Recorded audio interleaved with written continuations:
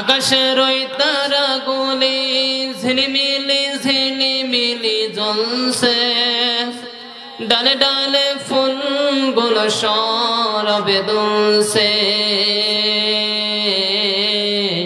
রসূল এসেছে, হাবিব এসেছে, রসূল এসেছে, হাবিব এসেছে। আকাশের ওই তারাগুলি ঝিলিমিলি ঝিলিমিলি জ্বলছে, ডালে ডালে ফুলগুলো সরবে দুলছে। রসূল এসেছে, হাবিব এসেছে, রসূল এসেছে, হাবিব এসেছে। আরব দেশে কাবার পাশে মানবের সেরা মানব এসেছে। মায়া মেনার কোলে চন্দ্র দোলে, আকাশের চাঁদ যেন ধরাই নেমেছে। আরব দেশে কাবার পাশে মানবের সেরা মানব এসেছে। মায়া মেনার কোলে চন্দ্র দোলে, আকাশের চাঁদ যেন ধরাই নেমেছে। ওকে এসেছে, দুনিয়া হেসেছে, ওকে এসেছে, দুনিয়া হেসেছে। রসূল এসেছে, হাবিব এসেছে, রসূল এসেছে, হাবিব এসেছে। আকাশের ওই তারাগুলি ঝিলিমিলি ঝিলিমিলি জ্বলছে, ডালে ডালে ফুলগুলো সরবে দুলছে। রসূল এসেছে, হাবিব এসেছে, রসূল এসেছে, হাবিব এসেছে। আলহামদুলিল্লাহ। এই যে 4 নাম্বার তাগুত বললাম, যে মানুষের নিয়ম নীতি আইন কানুন এগুলো আমাদের বাংলাদেশে প্রতিষ্ঠিত করতে চেয়েছিল। জোরে বলেন ঠিক কিনা? আমি খোলাখুলি ভাবে কথা বলতেছি যে আল্লাহ রাব্বুল আলামিন কোরআনে কারীমের মধ্যে সরাসরি আয়াত নাযিল করেছেন, ওয়া সাম্মাকুমুল মুসলিমিন। আল্লাহ রাব্বুল আলামিন বলতেছেন মিল্লাতা আবিকুম ইব্রাহিম ওয়া সাম্মাকুমুল মুসলিমিন। গোটা পৃথিবীর মুসলিম মিল্লাতের জাতির পিতা হযরত ইব্রাহিম আলাইহিস সালাতু ওয়াস সালাম। জোরে বলেন ঠিক কিনা? এটা আল্লাহ তাআলা কোরআনে কারীমের মধ্যে একদম ডাইরেক্ট লিখে মুসলমানদের চোখে আঙ্গুল দিয়ে দেখিয়ে দিয়েছে, তোমাদের জাতির পিতা ইব্রাহিম। আর আমাদের এই বাংলাদেশের ফ্যাসিবাদ সে এই আইন এই নিয়ম করেছিল যে জাতির পিতা অমুক। জোরে বলেন ঠিক কিনা? তারা এই আইনটা তারা প্রতিষ্ঠিত করেছিল, জাতির পিতা হিসাবে বানিয়ে দিয়েছিল, মানুষ যেন তাকে ভুলে না যায়। এই জন্য লক্ষ লক্ষ কোটি কোটি টাকা খরচ করে রাস্তার মোড়ে মোড়ে মূর্তি আর ভাস্কর্য বানিয়েছিল। জোরে বলেন ঠিক কিনা? কিন্তু সেই মূর্তি আর ভাস্কর্য কি আল্লাহ কি দাঁড় করিয়ে রাখতে দিয়েছেন? দেন নাই। যখনই 5 আগস্টে 2:30 যখন শোনা গেল যে ফ্যাসিবাদ বাংলাদেশ থেকে পালিয়েছে, তখন এই বাংলাদেশের ছাত্র জনতারা এই বাংলার জমিনে যত মূর্তি আর ভাস্কর্য ছিল সব ভেঙে একদম মাটির সঙ্গে গুড়িয়ে দিয়েছে। কথা বলেন ঠিক কিনা? আল্লাহ তাআলা প্রতিষ্ঠিত হতে দেন নাই, হতে দেবেনও না। যে আমি তোমাদের জন্য নির্ধারণ করে দিলাম জাতির পিতা ইব্রাহিম, আর তুমি তোমার বাবার হচ্ছে জাতির পিতা বানিয়েছো। সম্মানিত উপস্থিতি, মাঝে মাঝে এখন লাইভ করে যে আল্লাহ যদি আমার যদি আবার সুযোগ দেয় এদেরকে আমি দেখে রাখবো। আমি এই কোরআন হাতে নিয়ে বলে গেলাম, আল্লাহ আর তোমাকে কোনোদিনে সুযোগ দেবে না। জোরে বলেন ঠিক কিনা? আপনি ইতিহাস দেখেন, নমরুদ কত বড় স্বৈরাচার ছিল, নমরুদের পতন হয়েছে, সে কি আর কোনোদিন ক্ষমতায় আসতে পেরেছে? ফিরাউনের পতন হয়েছে, সে কোনোদিন আর ক্ষমতায় আসতে পারে নাই। তোমারও পতন হয়েছে, তুমি আর কোনোদিন ক্ষমতায় আসতে পারবে না। লাইভে এসে বলতেছে আমি কি করেছি যে বাংলাদেশের জনগণ আমার উপরে এত ক্ষিপ্ত? তুমি কি করেছো? তোমার সবচেয়ে বড় অপরাধ, এদেশের জনপ্রিয় একজন মুফাসসির, সারা গোটা মুসলিম উম্মাহ যাকে হৃদয় দিয়ে ভালোবাসে, যাকে বলা হয় হৃদয়ের স্পন্দন, কোরআনের পাখি, আল্লামা দেলোয়ার হোসেন সাঈদীকে তুমি হত্যা করেছো। জোরে বলেন ঠিক কিনা? যেই দিন আল্লামা দেলোয়ার হোসেন সাঈদীর ফাঁসির রায় দেওয়া হয়েছিল, টেকনাফ থেকে তেতুলিয়া, রূপসা থেকে পাথুরিয়া, সুন্দরবন থেকে বান্দরবন পর্যন্ত যখন ইসলামী কর্মীরা যখন মাঠে নেমেছিল যে ফাঁসির রায় বাতিল করতে হবে, সেই দিন তোমার নির্দেশে 1 নয় 2 নয় প্রায় 200 জনকে গুলি করে পাখির মতন তাদেরকে হত্যা করা হয়েছে, জোরে বলেন ঠিক কিনা? আর তুমি কি করেছো? তোমার কারণে এই 5 আগস্টের আগে জুলাই মাস থেকে আগস্ট মাস পর্যন্ত হাজার হাজার মায়ের বুক খালি হয়েছে, কথা বলেন ঠিক কিনা? তুমি কি করছো? তুমি টের পাচ্ছ না? বাংলাদেশে এসে দেখো জনগণ তোমাকে কুকুরের মতন পিটাবে, কথা বলেন ঠিক কিনা? সম্মানিত উপস্থিতি, এরপর আল্লাহ রাব্বুল আলামিন কোরআনে কারীমের মধ্যে জানাচ্ছেন লাআল্লাকুম তাগলিবুন, ওদের ইচ্ছা ছিল কোরআন যদি মানুষ না শোনে আমরা যে রমরম ব্যবসা করছি এটা টিকে যাবে। তাদের এই ধারণা ছিল যে কোরআনের মাহফিল যদি না হয়, কোরআনের মাহফিলে তারা 144 দ্বারা 144 জারি করেছিল, কোরআনের মাহফিল যদি না হয় তাহলে আমরা ক্ষমতায় ঠিক থাকতে পারবো। কিন্তু আল্লাহ বললেন না, তুমি তো বলেছিলে যে 41 সাল। সম্মানিত উপস্থিতি, আমি আপনাকে একটা কথা বলতে চাই, আমাদের কোরআনের পাকে আল্লামা দেলাওয়ার হোসেন সাঈদী যা বলেছিল অক্ষরে অক্ষরে বাস্তবায়িত হয়েছে। সে কি বলেছিল? সে যখন এই বক্তৃতার মঞ্চে ছিল সে বলেছিল এই স্বৈরাচার জালেম যদি আমাকে যদি হত্যা করে, আমি এই কোরআনের ময়দান থেকে বলে দিয়ে গেলাম 1 বছরও তারা এই ক্ষমতায় থাকতে পারবে না, জোরে বলেন ঠিক কিনা? আল্লাহর ওলি আল্লামা দেলাওয়ার হোসেন সাঈদী যা বলেছে অক্ষরে অক্ষরে বাস্তবায়িত হয়েছে। আপনি নাই মিলান 2023 সালে আগস্ট মাসে 14 আগস্ট আল্লামা দেলাওয়ার হোসেন সাঈদীকে হত্যা করা হয়েছে। আর 2024 সালে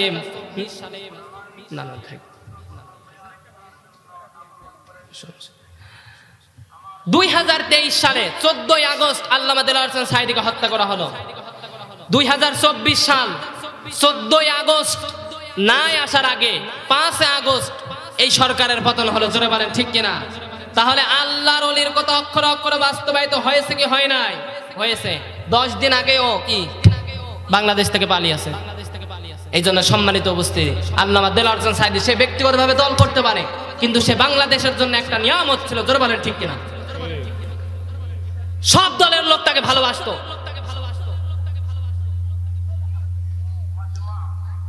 এই যে আমাদের বাংলাদেশ প্রায় 50টি বছর স্বাধীন হয়ে গিয়েছে, এই 50টি বছরের ভিতরে এই বাংলার পার্লামেন্টে, এই বাংলাদেশের পার্লামেন্টে এখনো কোরআনের একটা আইনও কিন্তু প্রতিষ্ঠিত হয় নাই, জোরে বলেন ঠিক কিনা?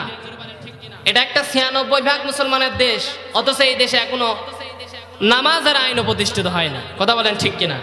এই যে করোনার মধ্যে সরকার আইন করেছিল যে মাস্ক বাদে কেউ যদি বাজারে যায় ওর দাবর দিচ্ছিল কি দিচ্ছিল না? দিচ্ছিল। সে যদি এই আইন পাশ করত যা আমার এই 96% মুসলমানের দেশ, একটা মুসলমানও যদি 1 ওয়াক্ত নামাজ যদি ছেড়ে দেয়, বাদ দেয়, ওর পিঠে চামড়া তোলা হবে। আমার মনে হয় এই পানটি পূর্বপাড়ায়, এই পানটি এলাকায় একটাও বেনামাজি থাকতো না, জোরে বলেন ঠিক কিনা? ও এই আইন পাশ করেছিল না, ওর দাদা বাবুদের আইনে বাংলাদেশে প্রতিষ্ঠিত করতে চেয়েছিল। কারণ তারা কোন মানুষের আইন দিয়ে এই সমাজে রাষ্ট্র পরিচালনা করবে না। আল্লাহ যে আইন দিয়েছেন কোরআনে কারিমের মধ্যে, এই আইন দিয়েই তারা এই দেশ, এই সমাজে রাষ্ট্র তারা পরিচালনা করবে। সম্মানিত ভাইয়েরা, সবাই একটু জিকির করুন সুবহানাল্লাহ।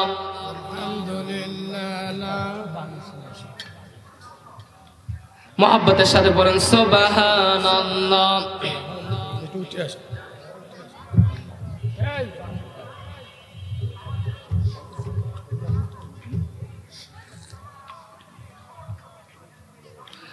আর জোরে সুবহানাল্লাহ, আলহামদুলিল্লাহ,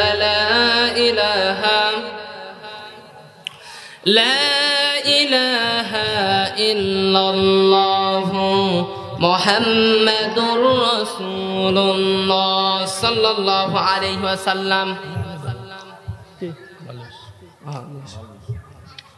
সম্মানিত উপস্থিতি, খুব লক্ষ্য করেন। এবার আমি একটা ঘটনার মধ্যে যাই।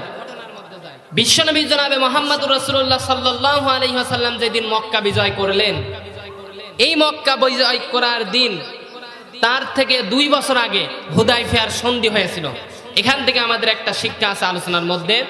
হুদায়ফিয়ার সন্ধি হয়েছিল মক্কা বিজয়ের 2 বছর আগে।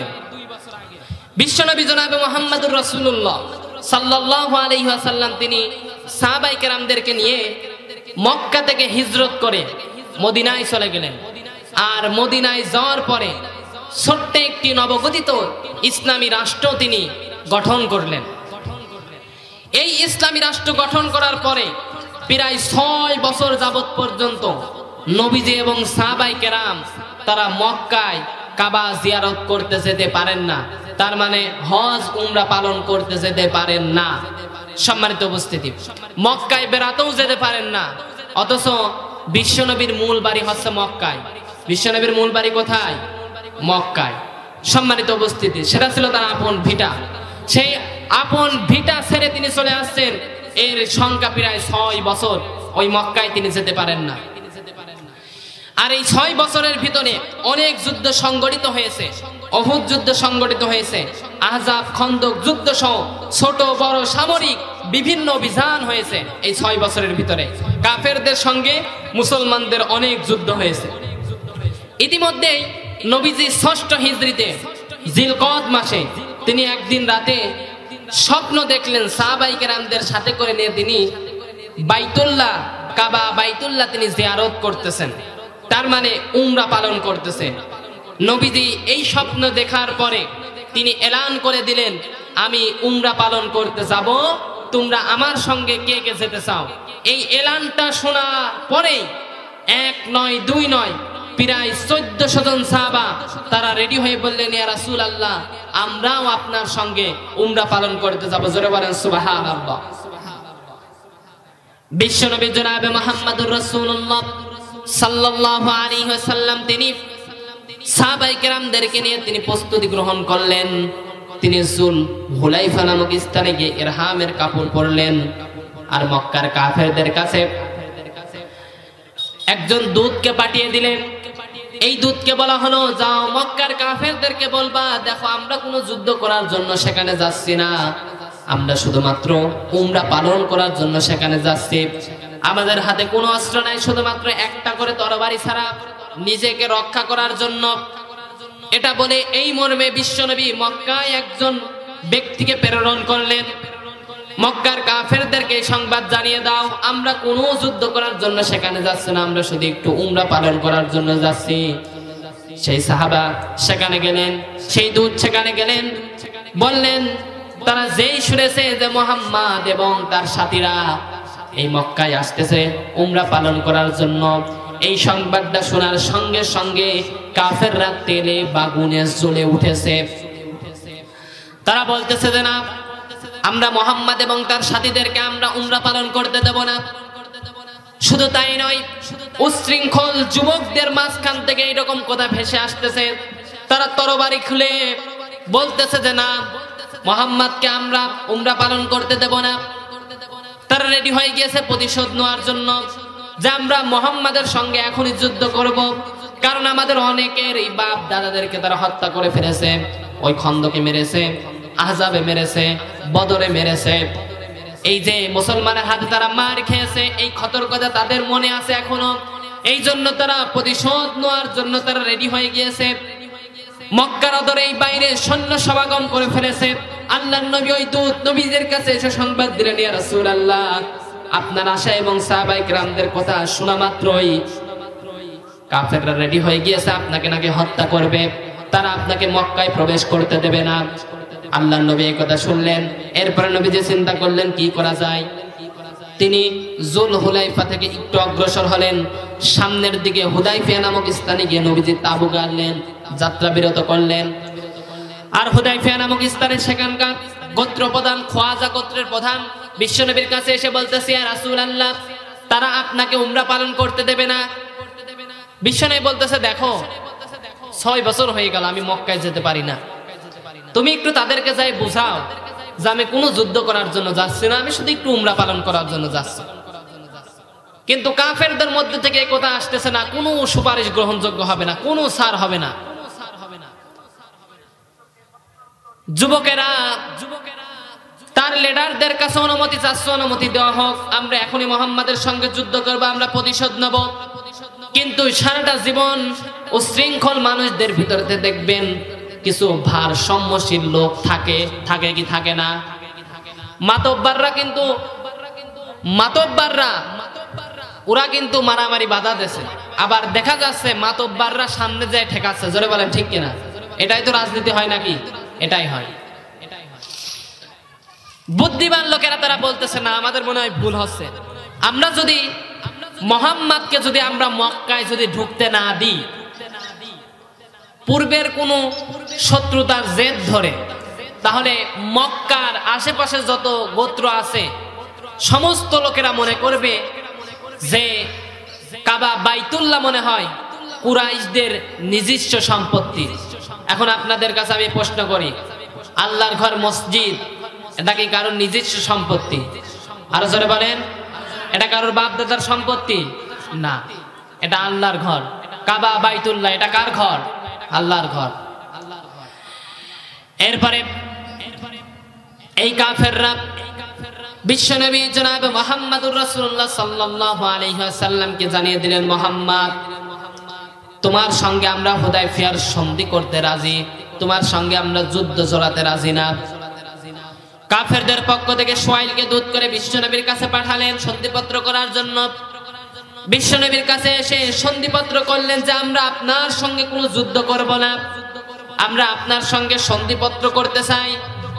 আল্লাহর নবী এটা শোনার পরেই তিনি গ্রহণ করলেন হুদায়বিয়ার সন্ধি। এটা কিন্তু মুসলমানদের পক্ষ থেকে আগে আসে নাই, এটা কাফেরদের পক্ষ থেকে কিন্তু আগে এসেছে।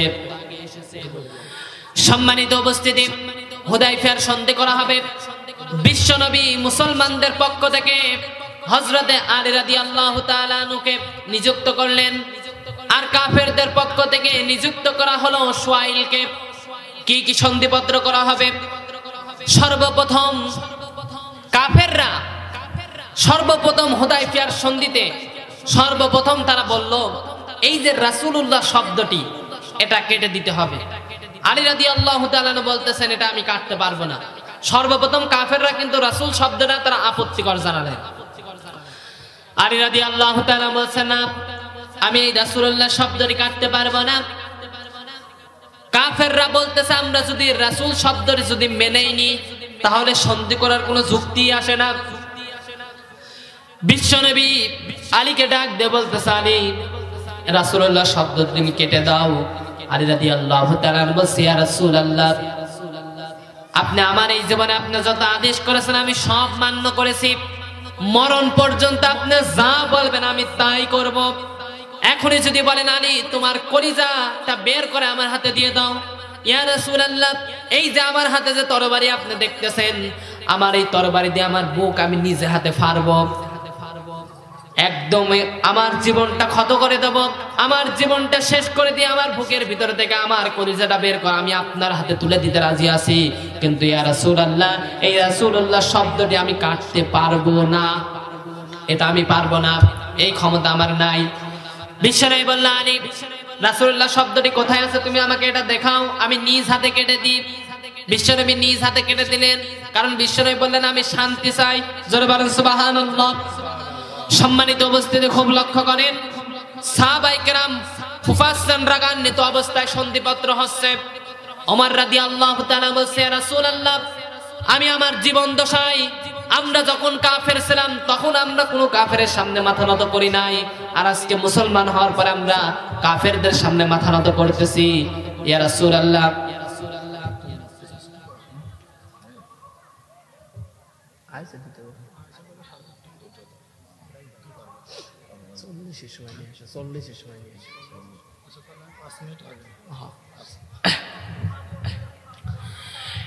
বিশ্বনবীকে ডাক দিয়ে বলতেছে, ওমর ইয়া রাসূলুল্লাহ আমরা যখন কাফের ছিলাম তখনও কোনো কাফেরের সামনে মাথা নত করি না, আজকে মুসলমান হওয়ার পরে কাফেরের সামনে মাথা নত করা লাগছে, আপনি কি আল্লাহর রাসূল নন?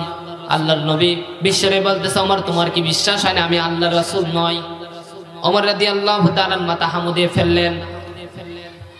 সন্ধিপত্র করা হচ্ছে। প্রথম সন্ধি যে এই মুসলমানেরা এই 1400 জন মুসলমান তারা যে এই যে মক্কায় কাবা জিয়ারত করতে এসেছে, উমরা পালন করতে এসেছে, তারা এই বছর উমরা পালন করতে পারবে না, ফিরে যেতে হবে, আগামী বছর আসতে হবে। আসবে ঠিক 3 দিন থাকবে। 2 নাম্বার সন্ধিপত্র লেখা হচ্ছে যে এই মুসলমানেরা মদিনার থেকে যারা মক্কায় আসবে, মদিনার লোক যদি কোনো লোক যদি মক্কায় আসে তাহলে তারা যদি থাকতে চায় তাদেরকে থাকতে দিতে হবে, জোর করে তাদেরকে নিয়ে যাওয়া যাবে না। আর মক্কায় যারা আছে এদেরকে নিয়েও যাওয়া যাবে না। ওই যে স্ত্রী, পুত্র, ভাই, ব্রাদার, পিতামাতা যারা আছে এদেরকে নিয়ে যাওয়া যাবে না। আর কেউ থাকতে চাইলে তাকেও জোর করে নিয়ে যাওয়া হবে না। এইরকম প্রায় 14টা পয়েন্ট স্বাক্ষরিত অবস্থায় সন্ধিপত্র লেখা হলো। সম্মানিত উপস্থিতি, হযরত ওমরের মন খারাপ, সাহাবায়ে কেরামদের মন খারাপ। সাহাবায়ে কেরামরা তারা চলে আসতেছেন, মদিনায় রওনা দিয়েছেন। মদিনায় রওনা দেওয়ার পরে সন্ধির ভিতরে 10 বছরের সন্ধি চুক্তি করা হয়েছে। এই 10 বছরের ভিতরে কাফের এবং মুসলিমদের কোনো যুদ্ধ হবে না। এটা মুসলমানদের জন্য সুবর্ণ সুযোগ। তারা চলে গেল, দাওয়াতি কাজ শুরু করলো যে এই 10 বছরের ভিতরে আমরা অনেকটা আয়ত্ত করে নিতে পারবো আমাদের ভিতরে। তারা রাজা বাদশাহীদের কাছে দাওয়াত দিতে শুরু করলো। এই 2 বছর যেতে না যেতেই কাফেররা দেখলো যে 2 বছর আগে আমাদের সন্ধি হয়েছে, এই 2 বছরের ভিতরে আমরা দেখতে পাচ্ছি মুসলমানদের সংখ্যা কমে নাই, মুসলমানদের সংখ্যা আরো দ্বিগুণ হারে বেড়ে গিয়েছে। জোরে বলেন সুবহানাল্লাহ। এই 2 বছরের ভিতরে ইসলামের সুশীতল ছায়াতলে বড় বড় কাফেররা ইসলামের ছায়াতলে এসেছিল। তার ভিতরে খালিদ বিন ওয়ালিদ রাদিয়াল্লাহু তাআলা আনহু, আমর ইবনে আস রাদিয়াল্লাহু তাআলা আনহু, তারা ইসলামের সুশীতল ছায়াতলে এসেছিল। সম্মানিত উপস্থিতি, কাফেররা এই সিদ্ধান্ত নিল আমরা এই চুক্তি সন্ধি পত্র আমরা বাতিল করে দেব। 2 বছর যেতে না যেতেই তারা সন্ধি বাতিল করে দিল। বিশ্বনবী এবার সমস্ত আশপাশের গোত্রদেরকে ডেকে বলল, এবার আমাদের সুযোগ এসেছে মক্কা বিজয় করা। সমস্ত লোকদেরকে নিয়ে বিশ্বনবী প্রায় 10,000 সাহাবীকে নিয়ে তিনি মক্কায় রওনা দিয়েছে। মদিনা থেকে মক্কা বিজয় করবে। বিশ্বনবী মক্কার অদরে এসে তাঁবু গাড়লেন। আর এই 10,000 সৈন্যদেরকে 2টা আদেশ দিলেন যে তোমরা চুলা বানাবা বেশি আর ল্যাট্রিন বানাবা কম। কয়টা নির্দেশ দিলেন? আরো জোরে বলেন। 2টা, যে তোমরা চুলা বানাবা বেশি আর ল্যাট্রিন বানাবা কম। এর হিকমতটা কি? মক্কার কাফেরদের বড় লিডার আবু সুফিয়ান লোক পাঠিয়েছে, দেখো মুহাম্মদ কত লোক নিয়ে এসেছে, ওদের সঙ্গে আমরা যুদ্ধ করতে পারবো কিনা। গোয়েন্দা বিভাগের প্রধান যখন আসলো, আসার পরে দেখতে পেল রাতের বেলা হাজার হাজার চুলা জ্বালিয়েছে। লোক সংখ্যা কত? 10,000। কত? চুলাও জ্বালিয়েছে 10,000। এবার এই প্রধান এসে তো দেখে অবাক যে 10,000 চুলা জ্বালিয়েছে। এত যদি চুলা হয় তাহলে একটা চুলায় নিম্নত অন্তত 100 জনের খাবার তৈরি হচ্ছে। এই দিকে চলে গিয়েছে। রাতের বেলা বলতেছে, আবু সুফিয়ানের কাছে গিয়ে বলতেছে, আবু সুফিয়ান বলতেছে তোমাকে চুলা গুলতে পাঠানো হয় নাই, তোমাকে লোক গুনতে পাঠানো হয়েছে। সকালবেলা আবার আর একটা গোয়েন্দা বিভাগের প্রধানকে পাঠানো হলো, দেখো লোক কত। যেহেতু বিশ্বনবী বলেছেন ল্যাট্রিন বানাতে কম বলেছে, সারাটা জীবনই মানুষের প্রাকৃতির একটা ডাক দিয়ে থাকে। সকালবেলা সবাই ল্যাট্রিনে যায় কি যায় না? এটা সাহাবায়ে কেরামদের এই হাজতটা ছিল, সাহাবায়ে কেরামদের এই বৈশিষ্ট্যটা ছিল। ফজরের নামাজ পড়ে ল্যাট্রিনের সামনে বিশাল বড় বড় লাইন পড়েছে। এই গোয়েন্দা বিভাগের প্রধান এসে দেখে বলতেছে, ওরে বাবা, ল্যাট্রিনের সামনে যদি এত লোক হয়, ও তাঁবুর ভিতরে কত লোক আছে? ও ফিরে গিয়েছে। আবু সুফিয়ান বলতেছে তোমাদের দিয়ে কাজ হবে না, আমি তোমাকে। ও নিজে এবার শাসককে দেখতে এসেছে। দেখতে এসে আবু সুফিয়ান নিজেই গ্রেফতার হয়ে গিয়েছে। এরপরে বিশ্বনবী জনাবে মুহাম্মদুর রাসূলুল্লাহ সাল্লাল্লাহু আলাইহি ওয়াসাল্লাম খালিদ বিন ওয়ালিদকে বলল, খালিদ তুমি মক্কার পিছন দিক থেকে পিছন প্রবেশ পত্র দিয়ে তুমি ঢোকো, খবরদার কাউকে আঘাত করবে না, তবে কাফেরদের পক্ষ থেকে যদি কোনো আঘাত আসে সেটা তোমরা প্রতিহত করবা। খালিদ বিন ওয়ালিদ তিনি মক্কার পিছন দরজা দিয়ে ঢুকলো। ঢোকার পরে কাফেররা আক্রমণ করলো। প্রথমত অবস্থায় 3 জন মুসলমান শহীদ হয়ে গেল। খালিদ বিন ওয়ালিদ আক্রমণ করলেন, 13 জন কাফের মৃত্যুবরণ করলো। এটা শোনার পরে সঙ্গে সঙ্গে বিশ্বনবী দৌড় মেরে এসে বলতেছে, খালিদ আমি তোমাকে না নিষেধ করছি মক্কার কোন লোকের গায়ে হাত দিবা না। বিশ্বনবী এবার মক্কার প্রথম প্রবেশ পত্র দিয়ে ঢুকলেন। সমস্ত মক্কাবাসীকে ডেকে বলেছিলেন, হে মক্কাবাসী, তোমরা আজকে আমার কাছ থেকে কি রকম আচরণ আশা করো? মক্কার সমস্ত লোকেরা এক বাক্যে বলেছিল, হে মুহাম্মদ, আজকে ওই ইউসুফ আলাইহিস সালামের ভাইরা যে রকম ইউসুফের কাছ থেকে আচরণ আশা করেছিল, ওই রকম আচরণ আপনার থেকে আশা করি। বিশ্বনবী বললে, হে মক্কাবাসী, তোমরা যদি আজকে নিজের ঘরে অবস্থান করো তাহলে তোমরা নিরাপদ। তোমরা যদি আবু সুফিয়ানের বাড়ি অবস্থান করো তাহলে তোমরা নিরাপদ, তোমরা যদি কাবা শরীফে যদি অবস্থান করো তাহলে তোমরা নিরাপদ। কিন্তু আমি নবী বলতেছি 11 জন ব্যক্তিকে আমি কোনোদিনও ক্ষমা করব না। 5 জন নারী আর 6 জন পুরুষ। কয়জন নারী? 5 জন নারী আর 6 জন পুরুষ। এই 11 জন ব্যক্তিকে আমি কোনোদিনও ক্ষমা করব না। যেখানেই দেখবা সঙ্গে সঙ্গে তোমরা হত্যা করে ফেলবে। ইবনে খতল তার মধ্যে একজন। ইবনে খতল তিনি কাবা শরীফের গিলাফ ধরে কান্নাকাটি করতেছে, প্রাণ ভিক্ষা চায়, প্রাণ ভিক্ষা চায়, আমাকে মেরো না। সাহাবায়ে কেরাম বিশ্বনবীর কাছে এসে বলছে, ইয়া রাসূলুল্লাহ, ইবনে খতল তো কাবা শরীফের গিলাফ ধরে কান্নাকাটি করতেছে। কাবা শরীফে তো রক্ত লাগানো জায়েজ নাই, ওখানে তো রক্তপাত করা জায়েজ না, ওটা তো মিকাতের মধ্যে। বিষ্ণু বলতেছে, ইবনে খতল যদি কাবা শরীফের গিলাফ ধরে যদি কাঁদো, তাকেও তোমরা হত্যা করে ফেলো, তাও তোমরা তাকে হত্যা করে ফেলো। এরপরে সাহাবায়ে কেরাম বিশ্বনবীর নির্দেশে সেখানে গিয়ে একবারে তরবারি মেরে ইবনে খতলকে দুনিয়ার বুক থেকে বিদায় করে দিল। জোরে বলেন আল্লাহু আকবার। এরপরে সঙ্গে সঙ্গে আল্লাহ রাব্বুল আলামিন কোরআনে কারীমের একটা আয়াত নাযিল করলেন। আল্লাহ রাব্বুল আলামিন বর্ণনা করতেছেন, ওয়া কুল জাআল হক ওয়া জাহাকাল বাতিল ইন্নাল বাতিলা কানা যাওকা। সত্য এসেছে, মিথ্যা দুর্ভীত বিদায়। জোরে বলেন ঠিক কিনা? সত্য এসেছে, এখন মিথ্যা দুর্ভীত। কাফেররা যাবত পর্যন্ত কাবা শরীফের ভিতরে প্রায় 360টি মূর্তি সেখানে স্থাপিত করেছিল বিশ্বনবী।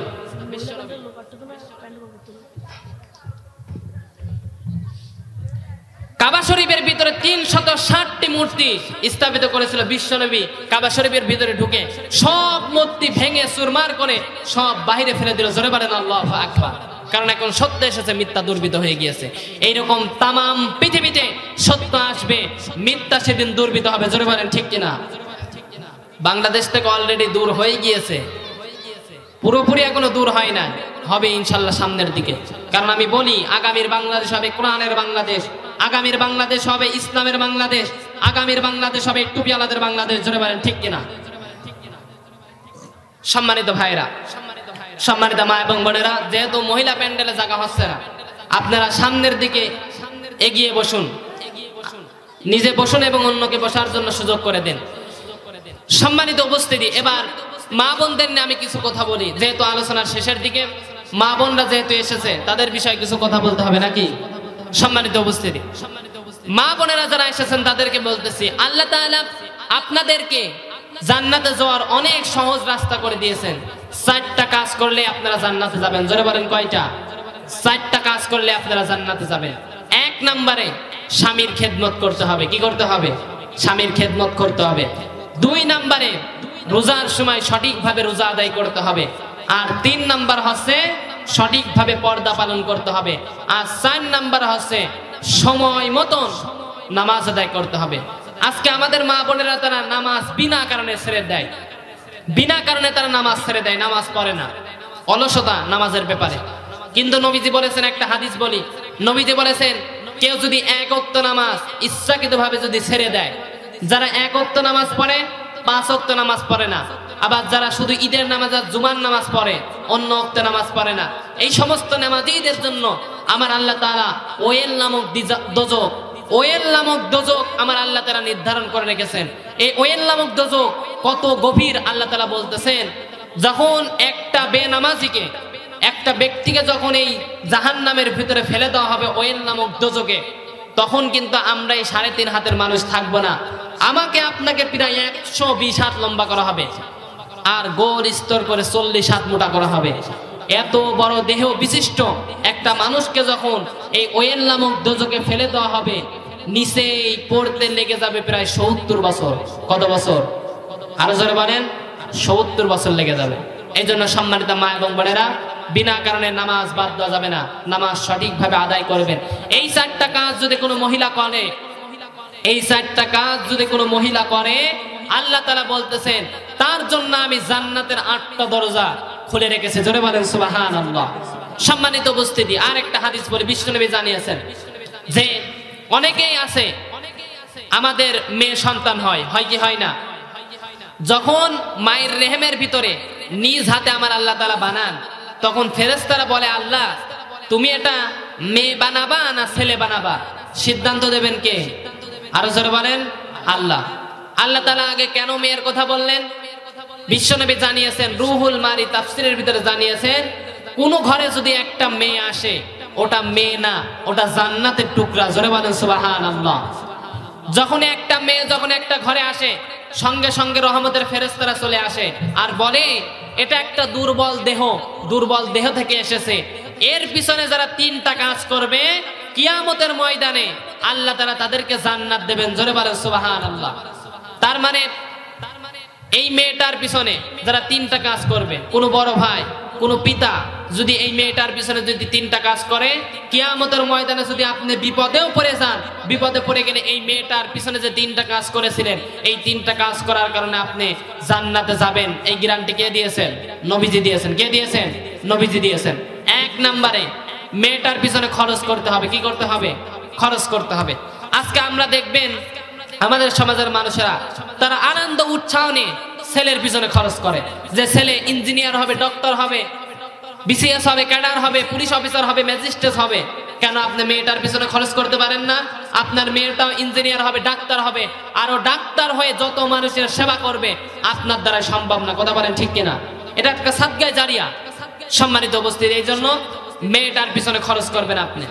2 নম্বরে মেয়েটার হাতের কাজ শিখিয়ে দেবেন, দ্বীনের শিক্ষা তাকে দেবেন। দ্বীনের শিক্ষা বলতে আমরা মনে করি আলিফ বা তাসা, কুরআন শরীফ 1 খতম 2 খতম দিয়ে আলাম আর মানে দ্বীনের শিক্ষা হয়ে গেল না।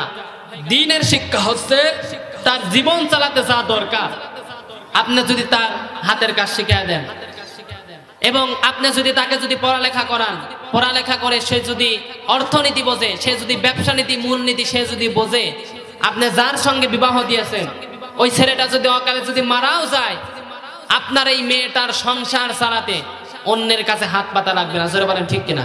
সে নিজের সংসার সে নিজেই চালাতে পারবে। এই জন্য দ্বীনের শিক্ষা দিতে হবে। দ্বীনের শিক্ষা শুধু কোরআন শরীফ পড়ানো না, দ্বীনের শিক্ষা তার জীবন চালাতে যা যা লাগে এগুলোর প্রশিক্ষণ তাকে দিতে হবে। 3 নম্বরে তাকে ভালো পাত্র থেকে পাত্রস্থ করতে হবে। কিন্তু আজকে আমাদের সমাজের পিতারা, মেয়ের বাবা যারা আছে, তারা কিন্তু ভালো পাত্র দেখে না, ও দেখে যে টাকা পয়সা। জোরে বলেন ঠিক কিনা? এমন জামাই দেখেছে, ও যখন শ্বশুর বাড়ি বেড়াতে আসে লুঙ্গি এরকম উঁচু করে সিগারেট এরকম টানতে টানতে আসে। জোরে বলেন ঠিক কিনা? এইরকম জামাই মানে এলাকায় নাই। সম্মানিত উপস্থিতি, এই যে 3টা কথা বললাম, 1 নম্বরে মেয়েটার পিছনে খরচ করতে হবে, 2 নম্বরে মেয়েটার দ্বীনের শিক্ষা দিতে হবে, আর 3 নম্বর হচ্ছে ভালো পাত্র থেকে তাকে পাত্রস্থ করতে হবে, তার মানে বিবাহ দিতে হবে। নবীজি বলেছেন এই 3টা কাজ যদি কোনো বড় ভাই, যদি কোনো পিতা তার মেয়ের জন্য, তার বোনের জন্য যদি করে, তাহলে কিয়ামতের ময়দানে সে যদি বিপদেও পড়ে যায়, এই 3টা কাজ করার কারণে আল্লাহ তাআলা তাকে জান্নাত দিয়ে দেবেন। জোরে বলেন সুবহানাল্লাহ। সম্মানিত উপস্থিতি, এই জন্য এই 3টা কাজ আমাদের করতে হবে। সম্মানিত মা এবং বোনেরা, খুব লক্ষ্য করেন, আপনাদেরকে আমি যে 4টা কথা বললাম, 1 নম্বরে সঠিকভাবে নামাজ আদায় করবেন, 2 নম্বরে পর্দা করবেন, 3 নম্বরে রোজার সময় রোজা রাখবেন, আর 4 নম্বরে স্বামীর খেদমত করবেন। এই যে 4 নম্বর স্বামীর খেদমত আজকে আমাদের সমাজের মা বোনেরা করতেই চায় না। কথা বলেন ঠিক কিনা? করতে চায় না। অনেক মানুষ এখানে আছে বোর হাতে মায়ের খায়, আছে না? নাই? আমি নাম ধরবো নাকি? না, নাম ধরে আমি মায়ের খাবো? সম্মানিত উপস্থিতি, আমি যেই কথা বলতেছিলাম, আল্লাহ রাব্বুল আলামিন মেয়েদের ব্যাপারে এই 4টা কথা বলেছেন যে এই 4টা কাজ করলে তোমাদের জন্য আমি আল্লাহ তাআলা জান্নাতের 8টা দরজাই খুলে দিয়েছি। জোরে বলেন সুবহানাল্লাহ। এই যে 2 নাম্বার পয়েন্ট বললাম যে পর্দা, আজকে আমাদের সমাজের মা বোনেরা সঠিকভাবে পর্দা করে না, বেপর্দা হয়ে চলাফেরা করে। আর এই বেপর্দা হয়ে চলাফেরা করার কারণে আজকে আমাদের এই সমাজে, আমাদের এই দেশে অশ্লীলতা বেড়ে গিয়েছে। কথা বলেন ঠিক কিনা? জেনা, বেবিচার এগুলো সয়লাভ হয়ে গিয়েছে। আল্লাহ তাআলা বলতেছেন, হে পৃথিবীর বুকের মানুষেরা তোমরা শোনো, তোমাদের যদি এই রকম চিন্তা ধারণা যদি মাথার ভিতরে থেকে থাকে যে এই পৃথিবী আমরা খুব তাড়াতাড়ি ধ্বংস করে দেব, তাহলে এই পৃথিবীতে জেনা, বেবিচার, অশ্লীলতা, বেহাপনা ছড়ালেই আল্লাহ তাআলা খুব দ্রুতই এই পৃথিবী ধ্বংস করে দেবেন। এই জন্য সম্মানিত উপস্থিতি, সম্মানিত মা এবং বোনেরা, বেপর্দা হয়ে চলাফেরা করা যাবে না, পর্দা করতে হবে।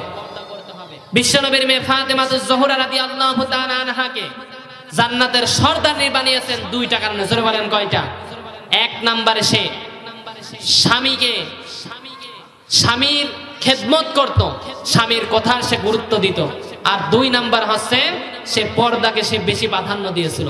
এই দুইটা কাজ করার কারণে আল্লাহ তাআলা তাকে জান্নাতের মহিলাদের সর্দারিনী বানিয়েছেন। জোরে বলেন সুবহানাল্লাহ। সম্মানিত মা এবং বোনেরা খুব লক্ষ্য করেন, বিশ্বনবী বলতেছেন, হে মেয়েরা, দুইজন পুরুষ মানুষ তোমাদের জন্য ভয়ঙ্কর। জোরে বলেন কয়জন? আরো জোরে। দুইজন পুরুষ মানুষ আল্লাহ তাআলা মেয়েদের জন্য ভয়ঙ্কর করেছেন, আজরাইল সমতুল্য করেছেন।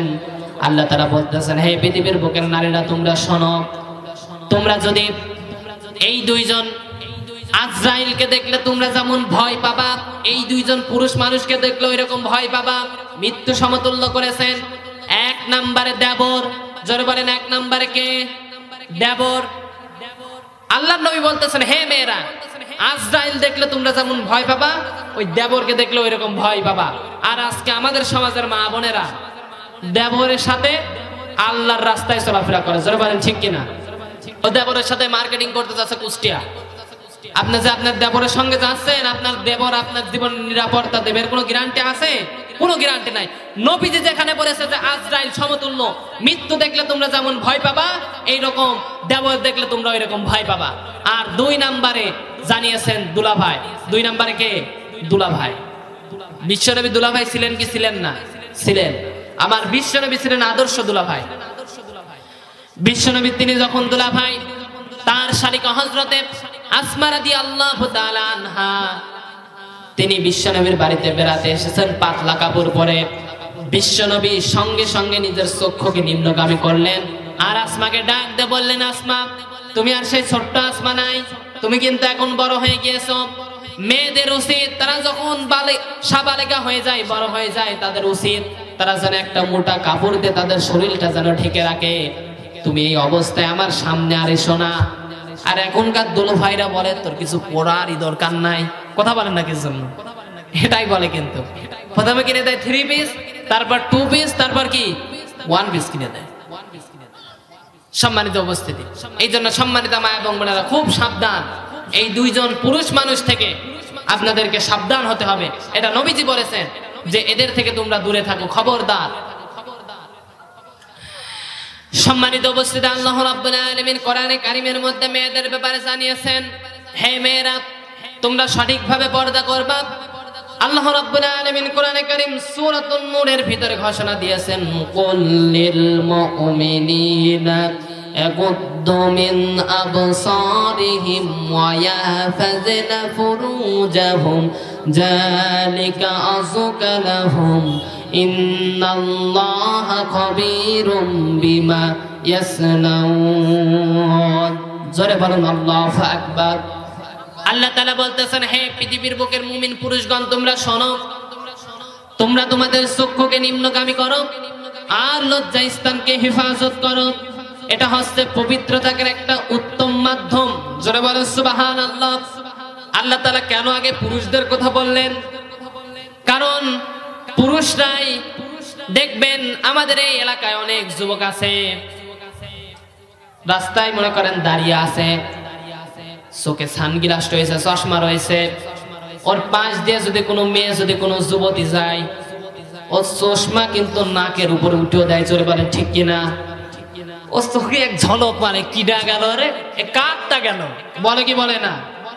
কথা বলে না কি জন্য? এ যুবকে এলাকায় না, সব আল্লাহর ওলি। আমি অন্য অঞ্চলের কথা বলতেছি। এই জন্য আল্লাহ তাআলা পুরুষদেরকে আগে বললেন, হে পুরুষরা, তোমরা শোনো, তোমরা তোমাদের চক্ষুকে নিম্নগামী করো আর লজ্জা স্থানকে হেফাজত করো। 2 নম্বরে আমার আল্লাহ তাআলা শুধু পুরুষদের জন্য বিধান দেন নাই, এবার তাম পৃথিবীর নারীদেরকে উদ্দেশ্য করে বলতেছেন, হে পৃথিবীর বুকের নারীরা, তোমরাও শোনো, তোমরা তোমাদের চক্ষুকে নিম্নগামী করবা আর লজ্জা স্থানকে হেফাজত করবা। আজকে বলেন আমাদের সমাজের মা বোনদের কি লজ্জা স্থান হেফাজত আছে? কথা বলেন না কিছু নাই। আজকে আমাদের সমাজের মা বোনেরা স্কুল কলেজে কোচিং এ যায়, এমনকি বাজারেও যদি যায়, ওর সাজ দেখে কে? কথা বলেন ঠিক কিনা? সম্মানিত মা এবং বোনেরা খুব সাবধান। আল্লাহ রাব্বুল আলামিন কোরআনে কারীম সূরাতুল আহজাবের 33 নম্বর আয়াতে আল্লাহ বর্ণনা করতেছেন অকরনা ফি বুয়ুতিকুন্না ওয়ালা তাবাররাজনা তাবাররুজাল জাহিলিয়াতিল উলা জোরে বলেন আল্লাহু আকবার। কোরআনে কারীম সূরাতুল আহজাবের 33 নম্বর আয়াতে আল্লাহ বলতেছেন হে পৃথিবীর বুকের নারীরা তোমরা শোনো, খবরদার তোমরা রাস্তাঘাটে তাবাররুজ করে, তার মানে সাজসজ্জা করে তোমরা রাস্তাঘাটে বের হও না। তোমরা যদি সাজসজ্জা করে রাস্তাঘাটে বের হও, ওই জাহিলি যুগের মেয়েদের মতন আমি তোমাদের কিন্তু ধ্বংস করে দেব। জাহিলি যুগের মেয়েরা তারা রূপ সৌন্দর্য প্রদর্শন করে সাজসজ্জা করে তারা রাস্তায় বের হতো, এই জন্য আল্লাহ তাআলা তাদেরকে ধ্বংস করে দিয়েছিলেন। সম্মানিত মা এবং বোনেরা, কিন্তু আজকে আমাদের সমাজে এমন একটা সিস্টেম হয়ে গিয়েছে, যেই শোনে বিয়ে বাড়ি আর মুসলমানি বাড়ি খেতে যাবে ওর সাজ দেখে কে, কথা বলেন ঠিক কিনা? এক চোখের ভিতরে যে কয়টা জিনিস নাই, আইলানা মাস্কারা ভুরো পিন্দুরু পেন, এক চোখের ভিতরে যে কয়টা জিনিস নাই আল্লাহ মাহমুদি ভালো জানা, জোরে বলেন ঠিক কিনা? সম্মানিত মা এবং বোনেরা, না আপনি সাজসজ্জা করেন, সাজসজ্জা কিন্তু আল্লাহ তাআলা আপনার জন্য হারাম করেন নাই। আপনি সাজসজ্জা করেন আপনার স্বামীর জন্য, আপনার স্বামীর জন্য সাজসজ্জা না করে আপনি যেই শোনেন যে বাইরে যাবেন কোনো অনুষ্ঠানে, মুসলমানি বাড়ি বিয়ে বাড়ি, আর আপনি তখনই সাজসজ্জা শুরু করে দেন।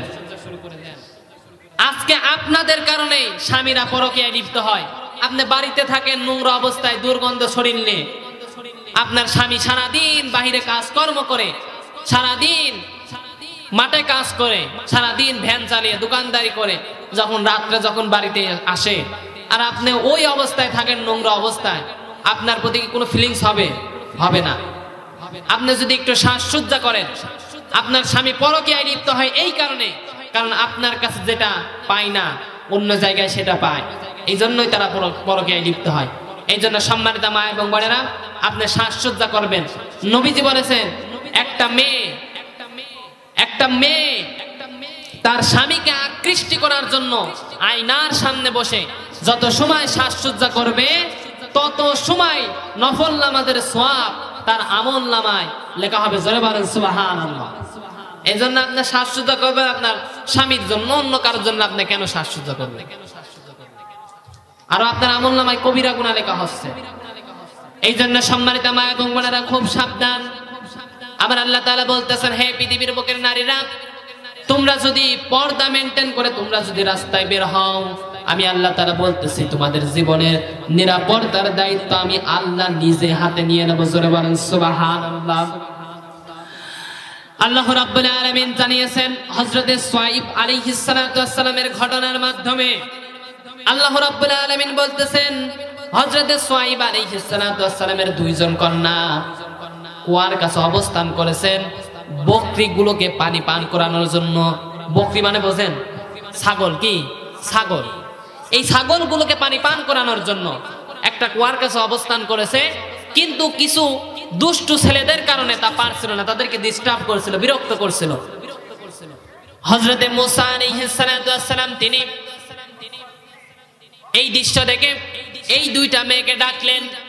এই দুইটা মেয়েকে ডেকে বললেন যে হে মেয়েরা, তোমরা কালো বোরকা পরে পর্দা মেইনটেইন করে ওই জায়গায় অবস্থান করো।